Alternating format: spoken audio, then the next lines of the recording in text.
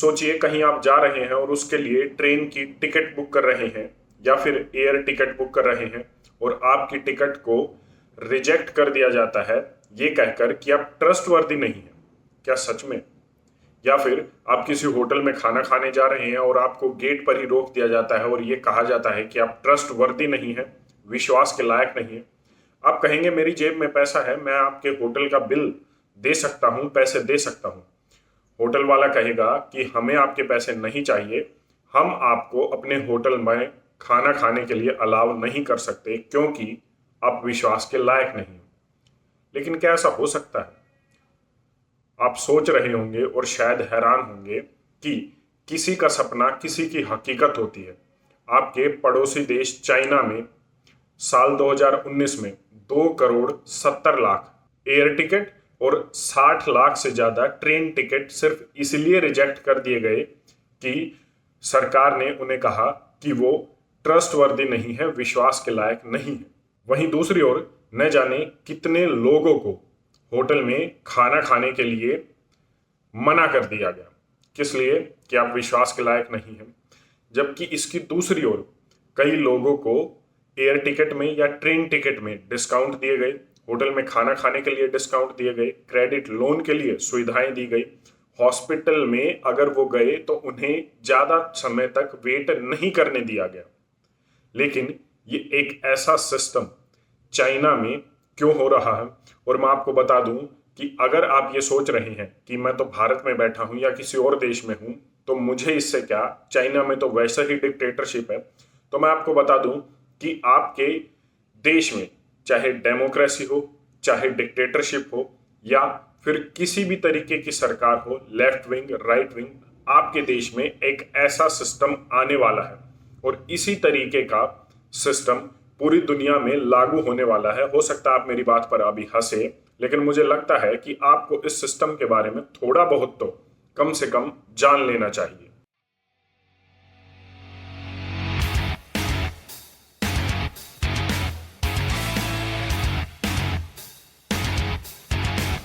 China में 1990 में शुरुआत होती है सोशल क्रेडिट सिस्टम की।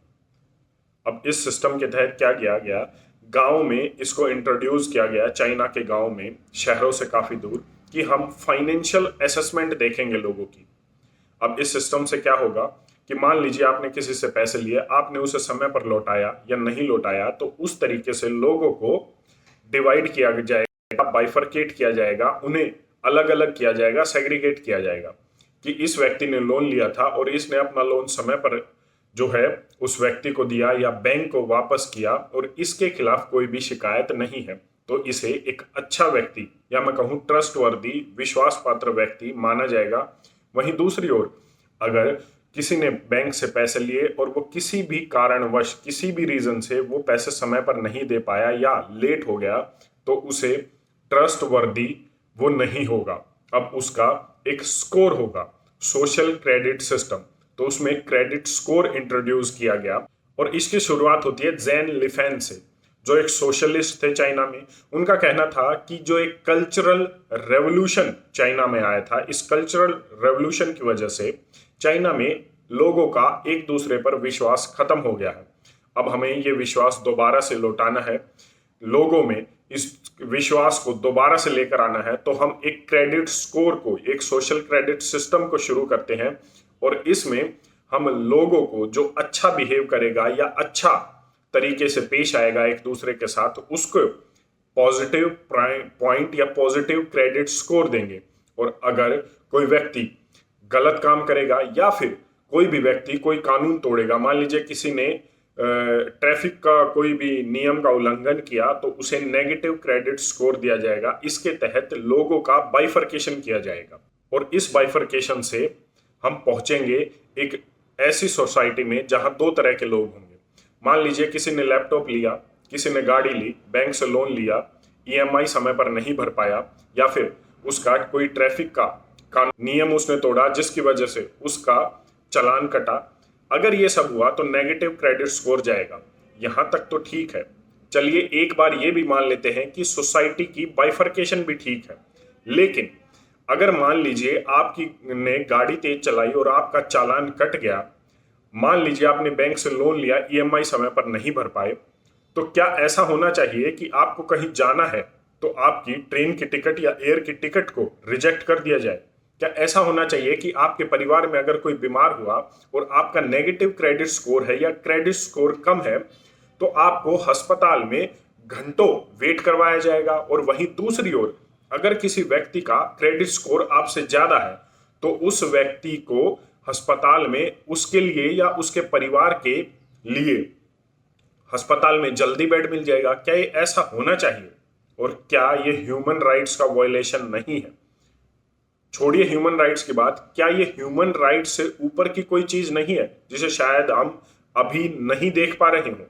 सरकार सोसाइटी का बाइफर्केशन यहां तक करना चाहती है कि वो हर चीज में क्रेडिट स्कोर जिन लोगों का जाता है उन्हें डिस्काउंट दे रही है।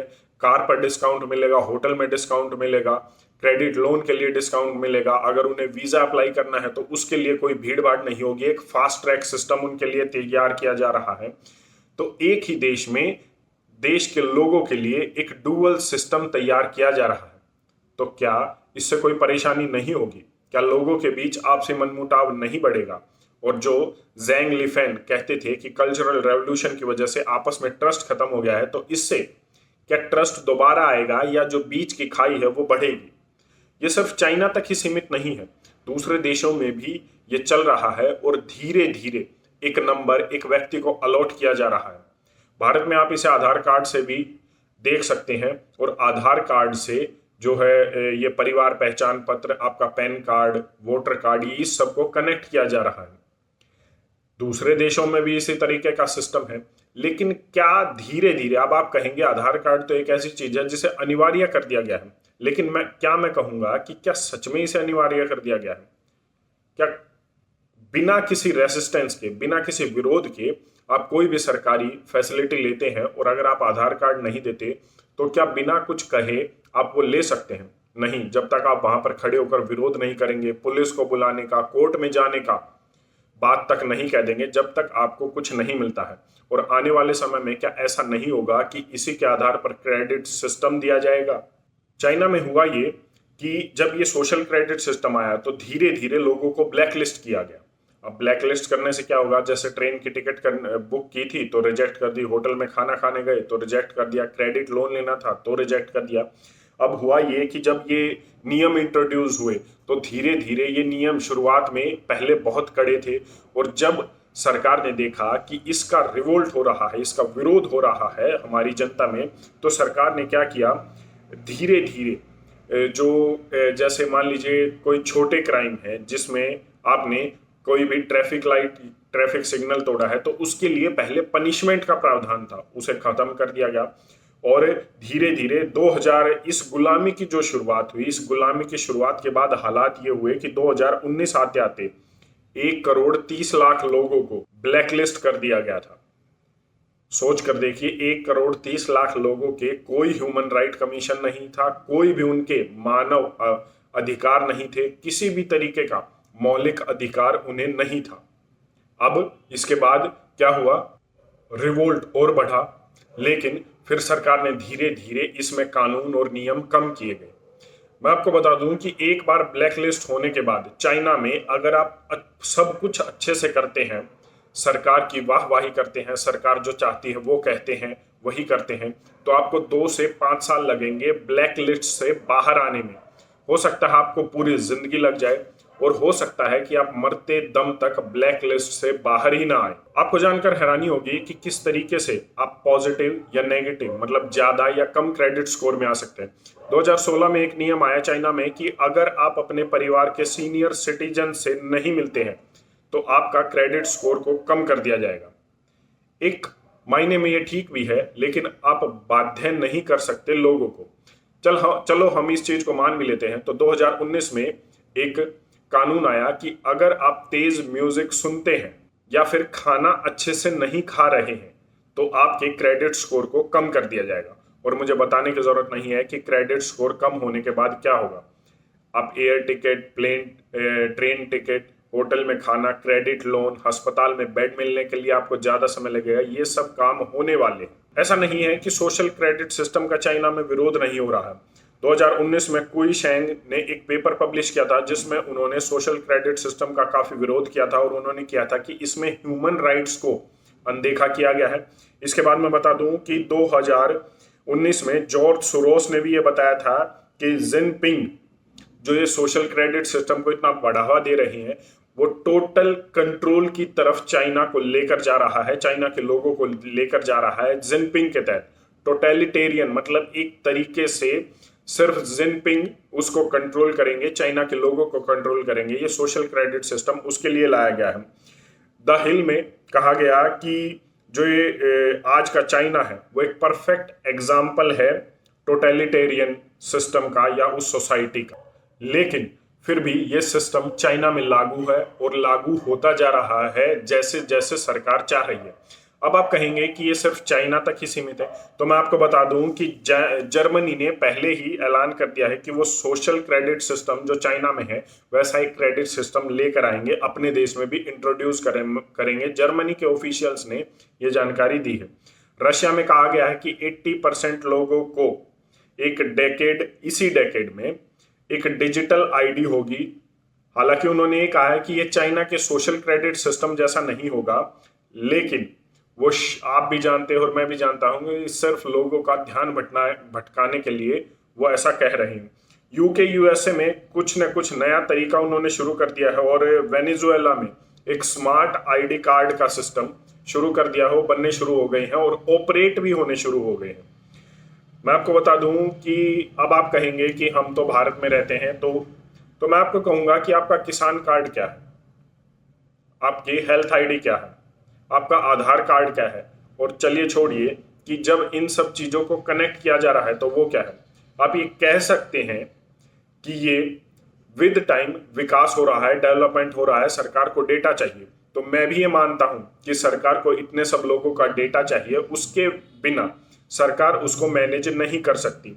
लेकिन अगर आप डेटा मैनेज करने के लिए लोगों की जानकारी ले रहे हैं तो ठीक है, लेकिन आप डेटा लेकर लोगों को मैनेज करने के लिए अगर कुछ सोच रहे हैं जो चाइना में हो रहा है तो क्या होगा, और इस पर रोक कौन लगाएगा, इस पर बंदिशें कौन लगाएगा। कल को अगर आप सुप्रीम कोर्ट में जाते हैं तो सुप्रीम कोर्ट ये कह देगी कि ये तो पार्लियामेंट में कानून बनाया गया है, हम इस पर कुछ नहीं कर सकते। तो आपके मौलिक अधिकारों का क्या होगा, मानव अधिकारों का क्या होगा। ह्यूमन राइट्स वाले वैसे ही काम की चीजों में बोलने नहीं, ये जो बोलने लायक नहीं रहते और वो सरकार की चाटुकरी में ज्यादा ध्यान रखते हैं।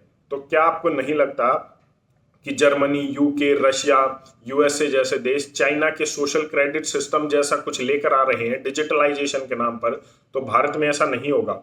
और क्या भारत में ऐसा नहीं हो रहा, तो मुझे लगता है कि आपको एक बार फिर सोच लेना चाहिए। आपको ये जानकारी कैसी लगी कमेंट करके जरूर बताएं। धन्यवाद।